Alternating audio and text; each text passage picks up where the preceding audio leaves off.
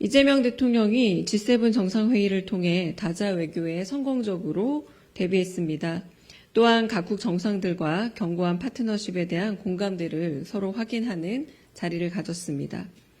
G7 정상회의 참석을 위해 캐나다 카나나스키스를 찾은 이재명 대통령은 오늘 오전 루이스 이나시우 룰라 다 시우바 브라질 대통령과 정상회담을 가졌습니다. 이 대통령은 가난했던 어린 시절의 어려움과 정치적인 압박을 이겨내고 결국 승리했다는 두 사람의 공통점을 언급하면서 룰라 대통령과 교감했습니다. 이 대통령이 소년공 시절 프레스기에 눌려 팔을 다친 일화를 말하자 룰라 대통령은 자신의 경험도 이야기하며 몇 살 때 일이냐며 깊은 관심을 보였습니다. 룰라 대통령은 브라질이 의장국인 유엔 기후변화협약 당사국 총회에 이재명 대통령을 초청하며 기후위기 극복의 중요성을 강조했습니다. 이에 이재명 대통령은 기후 문제는 매우 중요하다면서 룰라 대통령의 초청에 감사를 표하고 가능하면 참석해 보도록 해보겠다 답했습니다.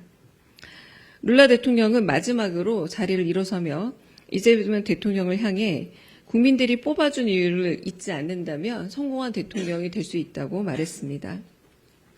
이재명 대통령은 이어 구테레스 유엔 사무총장과 약식회동을 이어갔습니다. 이 대통령은 대한민국이 유엔의 도움을 받아 어려운 시기를 극복할 수 있었다며 감사의 마음을 전했습니다. 구테레스 유엔 사무총장은 어제 만찬 후 이 대통령을 다시 만난 것에 반가움을 표하고 세계 평화와 안보, 기후변화 대응을 위해 서로 협력해 나가자 말했습니다.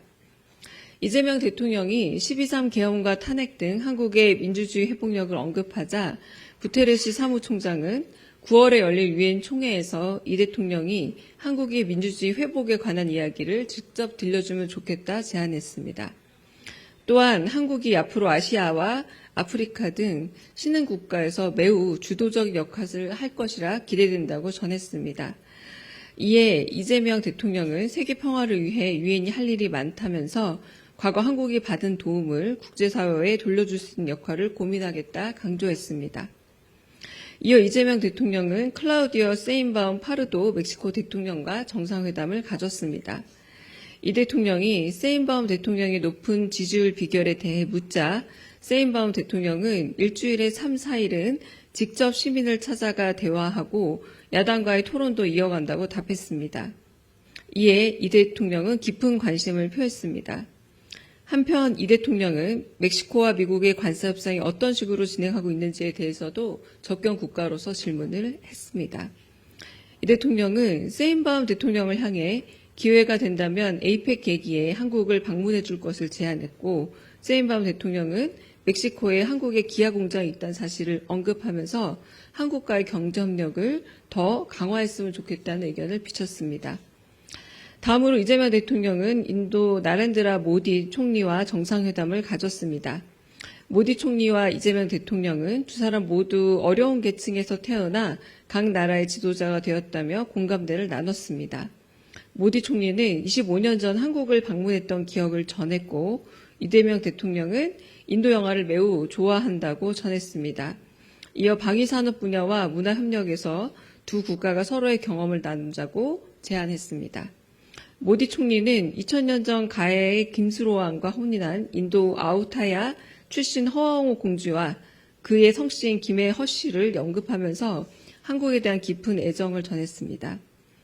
이번 G7 정상회의에서 이재명 대통령은 각국 정상들의 생애와 정치적 이력, 국정 철학에 대한 사전 지식을 바탕으로 모든 정상들과 무리 없이 편안한 대화를 이끌었고 특유의 유머를 곁들이며 친밀감을 높였습니다. 또한 각각의 국가들과 긴밀하게 연결된 특별한 조건들에 대해 허심탄회한 이야기를 나눴습니다. 이어 산업적 측면에서도 대한민국의 각국 경제에 이바지할 수 있는 특별한 기술과 능력에 대해 놓치지 않고 언급했습니다. 국익과 관계된 문제를 능숙하고 매끄럽게 제안함으로써 각국 정상들에게 한국의 새 지도자를 특별하게 각인시키는 훌륭한 외교 전략을 구사했습니다. 이번 G7 정상회의를 통해 이재명 대통령은 총 9개국 정상들과 1개 국제기구 수장을 만나면서 서로 간의 신뢰를 다지며 무너진 정상외교를 복원했음을 알렸습니다. 앞으로도 이재명 정부는 적극적인 국제협력을 바탕으로 국익을 최우선으로 하는 실용외교의 새로운 길을 열겠습니다.